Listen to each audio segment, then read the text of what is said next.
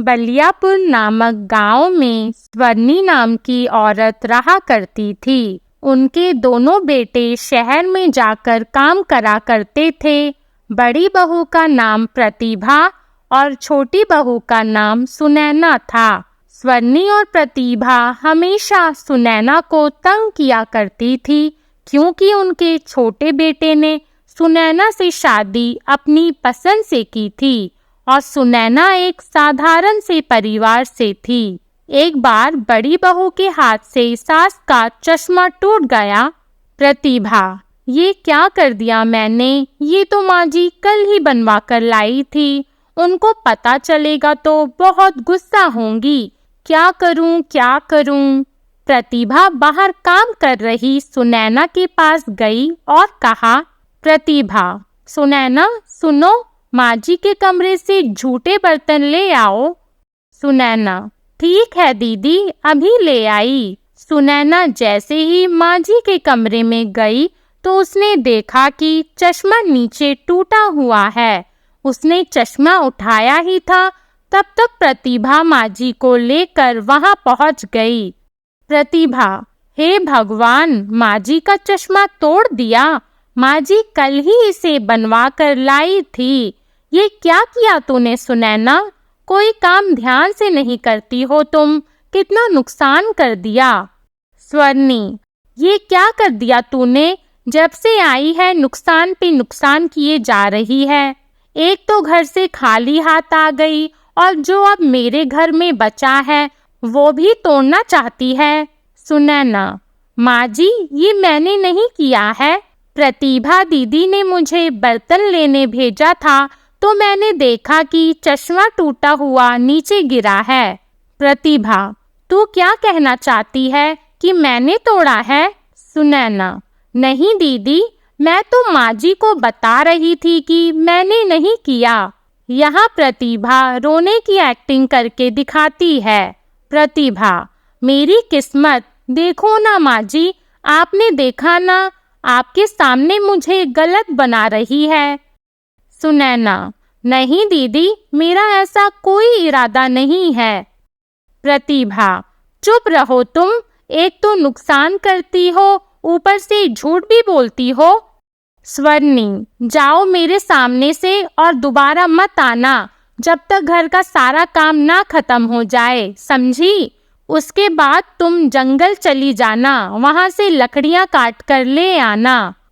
प्रतिभा, जंगल चली जाइयो समय से, समझ गई? सुनैना, लेकिन दीदी इन सब कामों को करने में ही शाम हो जाएगी, इतनी जल्दी ये सब कैसे करूंगी? प्रतिभा, मुझे क्या पता, माँ जी ने बोल दिया सो बोल दिया, समझ गई? सुनैना, माँ जी। स्वर्णी, प्रतिभा ने क्या कहा समझ नहीं आया। सुनैना, ठीक है माँ जी, जाती हूँ। बेचारी सुनैना उदास मन से वहां से चली जाती है। स्वर्णी, भगवान करे जंगल से वापस ही ना आए। मैं अपने बेटे की किसी अच्छे घर में शादी कर दूंगी और दहेज में बहुत सारे गहने और रुपए भी ले लूंगी। ये सब सुनैना ने सुन लिया। प्रतिभा, माँ जी, मेरे लिए भी एक सोने का हार ले लेना, आखिरकार मैं इस घर की बड़ी बहू हूँ। स्वर्णी, ठीक है, जाओ अब मेरे लिए कुछ बढ़िया सा खाने को ले आओ। प्रतिभा, जी माँ जी, अभी लेकर आई। प्रतिभा वहां से चली गई। स्वर्णी, अब बस इस सुनैना को इस दुनिया से मिटाना होगा। एक बार ये काम हो जाए, मैं पंडितों को जी भर के खाना खिलाऊंगी। सुनैना काम करते करते रोने लगी। सुनैना, मैं ऐसा क्या करूं जिससे माँ जी मेरे बारे में ये सब सोचना बंद कर दें? हे भगवान, मुझ पर अपनी कृपा करो, मैं यह सब बहुत ज्यादा नहीं सह पाऊंगी। सारा काम करने के बाद सुनैना अपने साथ खाने के लिए 4 रोटी और थोड़ी सब्जी बांध के जंगल ले गई। सुनैना जंगल में लकड़ी काटने लगती है। उसने लकड़ी का एक गट्ठा बनाया और छांव में बैठ गई। तब उसके थैले से रोटी का डिब्बा नीचे गिर गया। सुनैना, अरे मैं तो खाना ही भूल गई। लोग काम भूल जाते हैं और मैं आके खाना ही भूल गई। क्या करूं अपना? अब बस जल्दी घर चली जाती हूँ। इसे खाऊं या नहीं? ऐसा करती हूँ, खा ही लेती हूँ। वैसे भी सुबह से कुछ खाया नहीं, फिर रात का खाना भी तो बनाना पड़ेगा। सुनैना बैठकर खाना खाने ही वाली होती है कि तभी वहां पर एक बकरी उसके सामने आकर बैठ जाती है। सुनैना, तुझे भूख लगी है? आ जा, तू भी खा ले। वह एक रोटी बकरी को दे देती है। बकरी फिर भी नहीं जाती। इस बार वो एक और रोटी देती है और इस बार बकरी चली जाती है। सुनैना, लगता है इसके नसीब में रोटी खाना लिखा था। चलो, इस बेजुबान के पेट में भी कुछ गया। इसके बाद वह थोड़ा पानी पीती है। तब तक जंगल से एक बूढ़ी औरत बहुत सारा सामान लेकर गुजर रही होती है। सुनैना, माँ जी, आप इस जंगल में? बूढ़ी औरत, मैं अपने गांव जा रही हूँ बेटी। ये रास्ता जल्दी पहुँचा देता है, इसलिए यहाँ से जा रही हूँ। औरत बहुत बूढ़ी थी। सुनैना को उस पर दया आ गई। सुनैना, अम्मा बैठो, मेरे पास 2 रोटी है, आप इन्हें खा लो। वैसे भी मुझे तो घर जाना है, इसलिए इन्हें खाने का तो समय नहीं है मेरे पास। आप मुझे थकी हुई लगती हो, आप इन्हें खा लो। अम्मा बैठ गई और हैरानी से सुनैना की तरफ देखने लगी। बूढ़ी औरत, इस जंगल में लगता है भगवान ने तुझे भेजा है मेरे लिए। ला बेटी ला, जोरों की भूख लगी है मुझे, बहुत बुरा हाल है। खुश रह तू बेटी। सुनैना ने रोटी सब्जी अम्मा को दे दी और अम्मा ने बड़े चाव से रोटी सब्जी खा ली। बूढ़ी औरत, बेटी एक बात ध्यान से सुन। तेरे जीवन में कभी भी कोई मुसीबत आए तो बस अपने पूर्वजों और भगवान को सच्चे दिल से याद करना। उसके बाद सामने मुसीबत पर लाल कपड़ा और धूप बत्ती जलाकर हाथ जोड़ लेना, सब ठीक हो जाएगा। सुनैना, धन्यवाद अम्मा, बड़ों की कृपा से ही घर परिवार फलता फूलता है। कभी बलियापुर गांव में आना होगा तो किसी से भी पूछ लेना मेरी माँ जी का नाम। उनका नाम स्वर्णी देवी है, तो आपको बता देंगे मेरे घर का पता। कभी आना हो तो हमसे मिलने जरूर आना। बूढ़ी औरत, जरूर बेटा, कभी मौका मिले तो जरूर आऊंगी। अब बेटी तू जल्दी घर जा, ये जंगल तेरे लिए सुरक्षित नहीं है। सुनैना, ठीक है अम्मा, आप भी जल्दी चले जाओ। बूढ़ी औरत, और हाँ बेटी, कभी भी डर लगे तो अपने पूर्वजों को याद करना। पितृ हमेशा अपने वंशजों की रक्षा करते हैं। सुनैना, जी अम्मा। सुनैना घर पहुंचती है। उसके बाद रात के लिए खाना बनाने लग जाती है। खाना बनाकर सबको खिलाया और उसके बाद सब सो गए। अचानक पूरा घर हिलने लग गया। अचानक एक कमरे से बहुत तेज आवाजें आने लगी। सब लोग डर गए। कुछ देर बाद सब एकदम से शांत हो गया। प्रतिभा, माँ जी, ये क्या था? ये कैसी आवाज थी? स्वर्णी, रुक, मैं देखती हूँ। स्वर्णी, सुनैना, जा तू देख, क्या है वहाँ? सुनैना, माँ जी, मुझे डर लग रहा है। स्वर्णी, जाती है या नहीं? इसके बाद सुनैना कमरे में देखने चली गई। वहाँ कोई नहीं था। सुनैना, माँ जी, यहाँ कुछ भी नहीं है। स्वर्णी, ऐसा कैसे हो सकता है? इतनी भयंकर आवाज भला किसकी हो सकती है? प्रतिभा, मुझे लगता है कोई जानवर खिड़की से घुस गया होगा। मैं कहती थी ना, वहाँ जालियां लगा लो। स्वर्णी, चलो अब जाओ, सब सो जाओ। अगले दिन स्वर्णी, सुनैना सुन, वो कपड़े रखे हैं, धो देना सारे, और घर की सारी चादरें भी धोनी है, और हाँ, पर्दे भी, समझ गई? सुनैना, जी माँ जी। तब तक वहाँ उनकी पड़ोसी शारदा आ गई। शारदा, प्रणाम अम्मा, कैसी हो आप?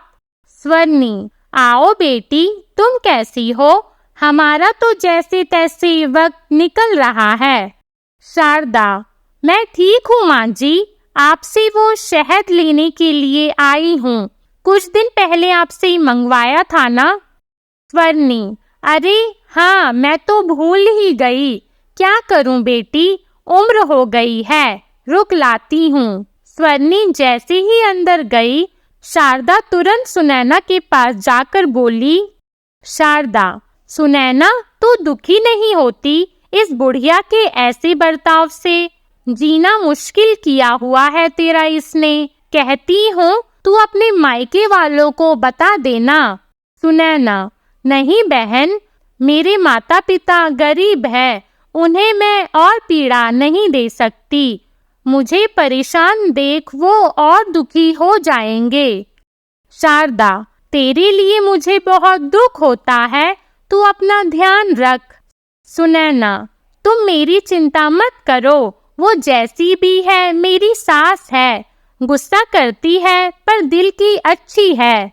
शारदा, तू बहुत भोली है रे, मैं तो तेरे लिए बस प्रार्थना ही कर सकती हूँ कि एक दिन तेरा जीवन भी सुधर जाए, तू परेशान मत होना। सुनैना, ये सब मेरा परिवार है और परिवार में तो ये सब चलता ही रहता है। तब तक अचानक माँ जी आ गई। स्वर्णी, ले शारदा अपना शहद। शारदा, धन्यवाद अम्मा, अच्छा मैं चलती हूँ। उसने सुनैना की तरफ देखा और चली गई। सुनैना ने अपना सारा काम किया, पहले कपड़े, घर की सफाई, आंगन की सफाई। रात के समय स्वर्णी, अरे ओ सुनैना, खाना बना या नहीं? सुनैना, बन गया माँ जी, आप हाथ धो लीजिए, अभी लगाती हूँ। स्वर्णी, रख जल्दी, भूख लगी है मुझे बहुत। सुनैना, अभी रखती हूँ माँ जी। स्वर्णी खाना खाते ही, छी छी थू, कैसा खाना बनाती है तू, ऐसा खाना तो जानवर भी ना खाए। सुनैना, माँ जी मैं आगे से ध्यान रखूंगी। सास और प्रतिभा ने सारा खाना खा लिया और जानबूझ के बाकी रोटियां और सब्जी छुपा दी। स्वर्णी, और ला रोटी। सुनैना, माँ जी रोटियां तो खत्म हो गई है। स्वर्णी, इस घर में तो पेट भर के खाना भी नहीं मिलता, जीना दुश्वार हो गया है, जा बर्तन ले जा। स्वर्णी ने प्रतिभा को वो खाना दिया। प्रतिभा ने तुरंत वो खाना गाय को खिला दिया और वापस वहां बैठ गई। प्रतिभा, चलिए माँ जी, कल शादी में भी जाना है, सो जाते हैं। सबने खाना खाया, किसी ने सुनैना को खाने के लिए नहीं पूछा। फिर सुनैना ने बर्तन धोए। आधी रात को अचानक आवाज आने लगी, सब बाहर आ गए। प्रतिभा, माँ जी फिर से यही आवाज? स्वर्णी, ये आवाज तो कल से भी ज्यादा है। प्रतिभा, माँ जी इस सुनैना को वहां भेज देते हैं, आप कमरा बंद कर देना। स्वर्णी, अगर वहां कोई जानवर होगा तो इसे खा जाएगा। स्वर्णी, सुनैना जाके देख कौन है वहां। सुनैना, नहीं नहीं माँ जी, मुझे डर लग रहा है। स्वर्णी, जाती है या मारूं? सुनैना जैसे ही कमरे में गई, प्रतिभा ने दरवाजा बंद कर दिया। सुनैना, माँ जी दरवाजा खोलिए, आप मेरे साथ ये सब क्यों कर रही हैं? माँ जी मुझे डर लग रहा है। स्वर्णी, ये सब मेरे बेटे की जिंदगी में आने से पहले सोचना चाहिए था, अब भुगत। दोनों हंसने लगी। सुनैना, माँ जी यहाँ सांप है। सुनैना जाकर कोने में छिप गई। सुनैना को अचानक अम्मा की बात याद आई। सुनैना ने तुरंत अपने पूर्वजों को याद किया। सुनैना, हे पितृ, मेरी रक्षा करो, कोई तो उपाय दो ताकि मैं इस मुसीबत से बच पाऊं। अचानक वहां पे लाल कपड़ा और धूप बत्ती आ गई। सुनैना को बुढ़िया माँ की बात याद आ गई। सुनैना तुरंत डरते डरते उसके पास गई और धीरे से उसके ऊपर लाल कपड़ा डाला और धूप बत्ती जलाने लग गई और भगवान का नाम जपने लगी।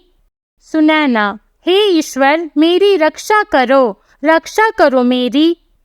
प्रतिभा, माँ जी चलिए, लगता है वो मर गई। जानवर उसे अभी तक खा भी चुका होगा। कल इस कमरे को खोलेंगे। स्वर्णी, ठीक है, भगवान करे इस बार ये मुसीबत टल जाए। अगले दिन प्रतिभा ने कमरा खोला। सुनैना एक जगह पे ही लेटी हुई थी। प्रतिभा चिल्लाई, स्वर्णी, क्या हुआ? कहीं भूत देख लिया क्या? स्वर्णी जैसे ही कमरे में आई, उसने देखा कि चारों तरफ सोना ही सोना बिखरा हुआ है। स्वर्णी, हमारी तो किस्मत ही खुल गई प्रतिभा। प्रतिभा, माँ जी, एक साथ दो मुसीबत टल गई। पहली वो मुसीबत और दूसरी गरीबी। आज से हम ऐशो आराम की जिंदगी जिएंगे। माँ जी देखिए ना, इतना सारा सोना, इससे तो हमारी कई पीढ़ियां मजे से अपना जीवन बिता सकेंगी। प्रतिभा जैसे ही सोने का एक गहना उठाती है। प्रतिभा, कितना सुंदर है ना माँ जी, मेरे गले में बहुत अच्छा लगेगा। ठीक कहा ना मैंने? तब तक अचानक प्रतिभा को जोर से करंट लगने लगता है और माँ जी को सांप पकड़ लेता है। माँ जी चिल्लाने लगती है। चिल्लाने की वजह से ही सुनैना उठ जाती है। उसी समय अम्मा वहां प्रकट हो जाती है। बूढ़ी औरत, ये सब केवल सुनैना का है। इस खजाने में किसी ने भी बुरी नजर डाली तो उसे छोड़ूंगी नहीं मैं। प्रतिभा ने वो हार फेंक दिया। सुनैना, अम्मा, माँ जी और प्रतिभा दीदी को छोड़ दो आप। बूढ़ी औरत, नहीं बेटी, ये सब तुझे जीने नहीं देंगे। मेरे होते हुए तुझे कोई तंग नहीं कर सकता। सुनैना, अम्मा, आपके आगे हाथ जोड़ती हूँ, कृपया छोड़ दो इन्हें। बूढ़ी औरत, ठीक है। दोनों बच जाती हैं। सुनैना, माँ जी आप ठीक तो हो ना? दीदी आप ठीक हो ना? अम्मा, मेरी बात का मान रखने के लिए धन्यवाद। बूढ़ी औरत, ये सब तेरा है सुनैना? सुनैना, अम्मा, ये सब मेरा कैसे हुआ? मुझे आप ये सब क्यों दे रही हो? बूढ़ी औरत, बेटा, ये तेरा ही था हमेशा से। एक जमाने में तेरे पूर्वजों ने इस खजाने को दुश्मनों से छुपाया था। वो चाहते थे कि ये सब उनके किसी वारिस को मिले जो ईमानदार और नेक हो, ताकि सबका भला हो सके।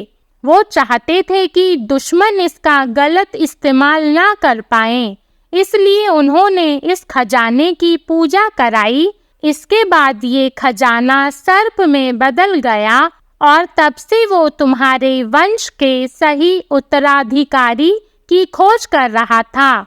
तुमने जिस बकरी को रोटी खिलाई वो असल में सर्प था, जो भेष बदलकर तुम्हारे सामने बकरी बनकर आया था, ये जानने के लिए कि तुम वही सही उत्तराधिकारी हो कि नहीं।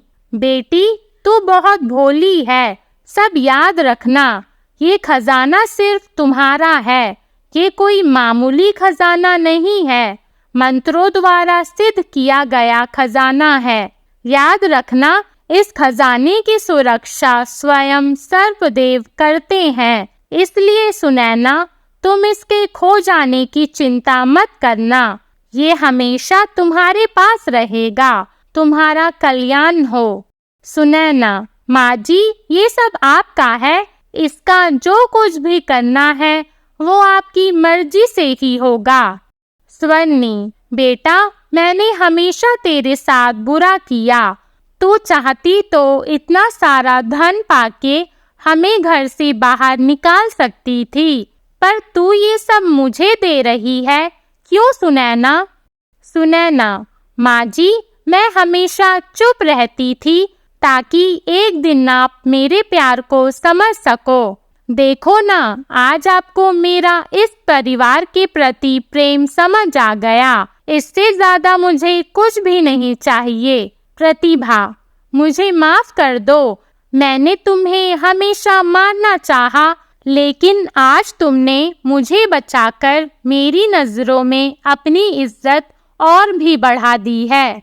आज से मैं हमेशा तुम्हारी बड़ी बहन बन के रहूंगी और तुम्हें कुछ नहीं होने दूंगी। स्वन्नी: सुनैना, इसकी हकदार सिर्फ तू है। ये जिम्मेदारी तुझे ही संभालनी होगी। तेरे पूर्वजों का भरोसा है तू, इसलिए अपनी जिम्मेदारी को समझकर वही कर जो सही है। सुनैना: जी माँ जी, मैं आपकी बात का मान रखूंगी। इसके बाद सुनैना का परिवार बहुत अमीर हो गया। सुनैना दान पुण्य करने लगी और खुशी खुशी अपने परिवार के साथ रहने लगी। आपको हमारी कहानी कैसी लगी कमेंट करके ज़रूर बताइएगा और हमारी वीडियो को लाइक और ऐसी अन्य कहानियों के लिए हमारे चैनल घर घर की कहानी को सब्सक्राइब कीजिएगा। धन्यवाद।